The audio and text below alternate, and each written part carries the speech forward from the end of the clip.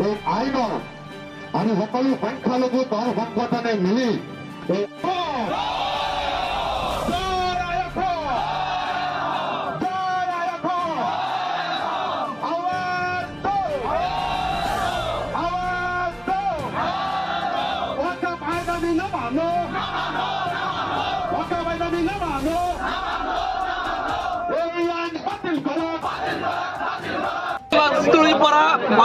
ৰাষ্ট্ৰপতিলৈ আমি স্মাৰক পত্ৰ প্ৰেৰণ কৰি আছো। আপোনালোকে জানে যিখন নতুন ৱাকফ আইন 2025 আমাৰ ওপৰত চাপি দিয়া হৈছে, এই আচলতে আমাৰ সাংবিধানিক অধিকাৰ খৰ্ব কৰা হৈছে। এই আইনখনৰ জৰিয়তে ভাৰতবৰ্ষখন হিন্দু ৰাষ্ট্ৰলৈ ৰূপান্তৰ কৰাৰ এক প্ৰচেষ্টাহে কৰা হৈছে। গতিকে আমি মুছলিম ছাত্ৰ সন্থা, নেমচু, এমজেপি, আৰএমচি, এবিএমচুকে ধৰি আমি 5টাকৈ সংগঠনে আজি প্ৰতিবাদ সাব্যস্ত কৰিছো। এই প্ৰতিবাদৰ সঁহাৰি নজনালে আমি সিদ্ধান্ত গ্ৰহণ কৰিছো দিল্লী যন্ত্ৰ মন্ত্ৰ কপাম, তাৰ লগে লগে বিজেপিৰ প্ৰশাসন তন্ত্ৰক আমি স্তব্ধ কৰি দিবলৈ সিদ্ধান্ত গ্ৰহণ কৰিছো। তাৰ পিছতো যদি এই আইনখন বাতিল নকৰে আমি আচলতে সুপ্ৰিম কোৰ্টৰ দ্বাৰস্থ হ'বৰ কাৰণে প্ৰস্তুত আছো। আমি দেখিব পাইছো মিছন 47ৰ পিছত বিজেপিয়ে হিন্দু ৰাষ্ট্ৰলৈ ৰূপান্তৰ কৰিব বিচাৰিছে। ভাৰতবৰ্ষৰ মুছলমান দেশ স্বাধীন কৰাৰ কাৰণে আগশাৰীত থিয় হৈ দেশ স্বাধীন কৰিছিলে। ব্ৰিটিছক খেদোৱা মুছলমানে এই বিজেপিক ভগাব পাৰিব এইটো কথা জানিব লাগিছিল। তেওঁলোকে আচলতে পাহৰি গ'ল যে ভাৰতৰ মুছলমানে দেশখন স্বাধীন কৰাৰ ক্ষেত্ৰত কিমান শ্বহীদ হৈছিলে, তেজ দিছিলে। গতিকে আমাৰ ওপৰত যিটো ষড়যন্ত্ৰ চলি আছে এই ষড়যন্ত্ৰ কোনো কাৰণতে মানি লোৱা নহ'ব। আমাৰ স্পষ্ট দাবী এই আইন বাতিল হ'ব লাগিব, এই আইন বাতিল হ'ব লাগিব, বাতিল হ'ব লাগিব। অন্যথাই ভাৰত চৰকাৰক আমি আচলতে স্তব্ধ কৰি দিয়াৰ কাৰণে হুংকাৰ দিছো। আমাৰ এই হুংকাৰৰ প্ৰতি সঁহাৰি নজনালে আমি সুপ্ৰিম কোৰ্টৰ দ্বাৰস্থ হ'ম। আমাৰ কোনো কাৰণে আচলতে এই আইনটো বলবৎ হ'ব নিদিওঁ।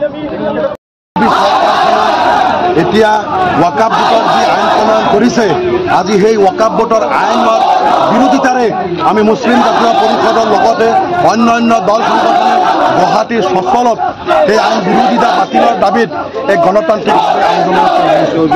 আৰু এই আন্দোলনৰ জৰিয়তে এই ফেচিষ্টবাদী বিজেপি চৰকাৰক এটা কথা সকীয়াই দিছোঁ যে এই যিখন ৱাকাফৰ আইন আনিছে এই আইনটো বাতিল হ'ব লাগিব, অন্যথা আজি চচলত আন্দোলন হৈছে, এতিয়া ৰাজপথত আন্দোলন হ'ব, দিল্লীত আন্দোলন হ'ব, দিছপুৰত আন্দোলন হ'ব।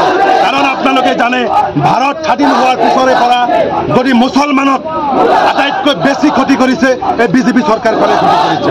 আমাক অস্তিত্বহীন কৰিব বিচাৰি আছে বুলি অসমৰ মুছলমানক, ভাৰতবৰ্ষৰ মুছলমানক আহ্বান জনাইছোঁ।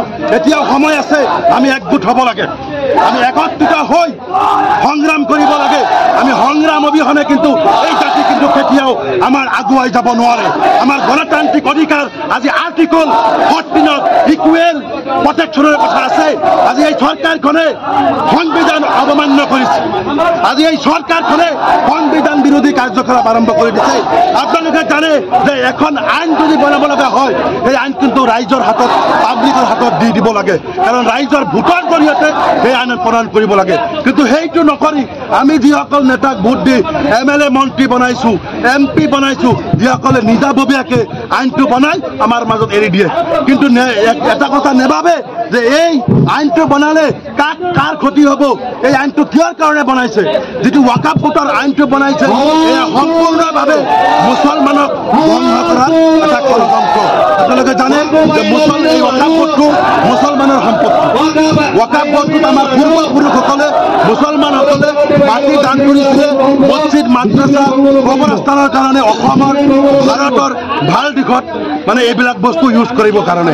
কিন্তু বিজেপি চৰকাৰখনে ৱাকাফ বোৰ্ডটো চৰকাৰৰ আত্মদিনত লৈ আদানী আম্বানীক গতাই দিয়াৰ এক ষড়যন্ত্ৰ কৰি আছে। গতিকে এই আইন আমি কেতিয়াও মানি নলওঁ। আমি দৰকাৰ পৰে পুলিচৰ গুলি ক'বলৈ হাজাৰ দিল্লী অসমৰ জেলত জাগা নহ'ব, আমি জেল যাবলৈ এই আইন এতিয়া আন্দোলন কৰিব লগা হৈছে। ৱাকাফ ৰাজ্যসভা লোকসভাত গৃহীত হ'ল।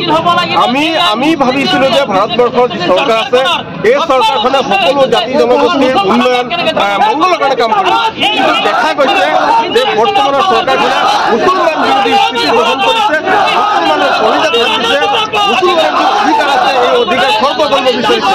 আচলতে এই চৰকাৰখন হৈছে মুছলমান বিৰোধী চৰকাৰ। এই মুছলমান জাতিটোক দুৰ্বল কৰি ভাৰতবৰ্ষত দুৰ্বল জাতি হিচাপে এই আইনত আমি মহামান্য ৰাষ্ট্ৰপতিক অনুৰোধ জনাইছোঁ যে এই আইনখন আপুনি পুনৰ বিবেচনা কৰি এই আইনখন বাতিল কৰিব লাগে। এই আইন ভাৰতবৰ্ষৰ সংবিধান বিৰোধী, এই আইন ভাৰতবৰ্ষৰ ধৰ্মনিৰপেক্ষ বিৰোধী, এই আইন ভাৰতবৰ্ষৰ গণতন্ত্ৰ বিৰোধী। কাৰণ ভাৰতবৰ্ষ হৈছে ধৰ্মনিৰপেক্ষ গণতান্ত্ৰিক গণৰাষ্ট্ৰ। আৰু ইয়াতো যদি সাম্প্ৰদায়িক ৰাজনীতি কৰে, দাদাগিৰি কৰে, স্বেচ্ছাচাৰিতা কৰে, তাক কিন্তু সহ্য কৰা নহ'ব, তাক কিন্তু মানি লোৱা নহ'ব। আমি হাজাৰ হাজাৰ লাখ লাখ মুছলমান এতিয়া ৰাজপথত আহিব লগা হৈছে। নিজৰ পৰিয়াল এৰি, নিজৰ ল'ৰা ছোৱালী এৰি আজি মুছলমানে কান্দিছে নিজৰ সম্পত্তিৰ কাৰণে। এয়া চৰকাৰৰ সম্পত্তি নহয়, কাৰো পৈতৃক সম্পত্তি নহয়, এয়া মুছলমানক দান দি গৈছে।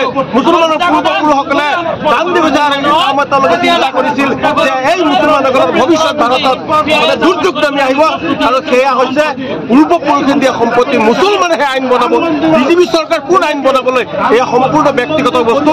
গতিকে আন্দোলন চলিছে, আন্দোলন তীব্ৰতৰ হ'ব। কোনো দিন কোনো কালে এই আইন আমি মানি নলওঁ। এয়া আমাৰ চিধা কথা। এই আইন মানি লোৱা নহ'ব। আমাৰ যি চৰকাৰে হত্যা কৰে, চৰকাৰে গুলি মাৰক, আমাক গুলিয়াই মাৰক, আমাক গুলিয়াই মাৰক। আমি কেয়াৰ নকৰোঁ। ভাৰতবৰ্ষৰ মুছলমানক গুলিয়াই মাৰি পেলাক, লাইন লগাক, এটা এটাকে আমাক গুলিয়াই মাৰি পেলাক, আমাৰ ক'ব লগা নাই। কিন্তু আমাক বাৰ বাৰ প্ৰতাৰণা কৰিব, বাৰ বাৰ আমাক বিপথে পৰিচালনা কৰিব, আমাৰ অধিকাৰ ল'ব, আমাৰ অধিকাৰলৈ খেলা কৰিব, আমাৰ সম্পত্তি কাঢ়ি লৈ নহ'ব। গতিকে মুখ্যমন্ত্ৰী ডাঙৰীয়া, ৰাষ্ট্ৰপতি ডাঙৰীয়ানী নৰেন্দ্ৰ মোদী ডাঙৰীয়া, গৃহমন্ত্ৰী অমিত শ্বাহ ডাঙৰীয়া, এটাই কৈছো, আমাক গুলিয়াই মাৰি দিয়ক, সকলো শেষ। কাৰণ আপোনালোকে আমাক মানুহ বুলি নাভাবে।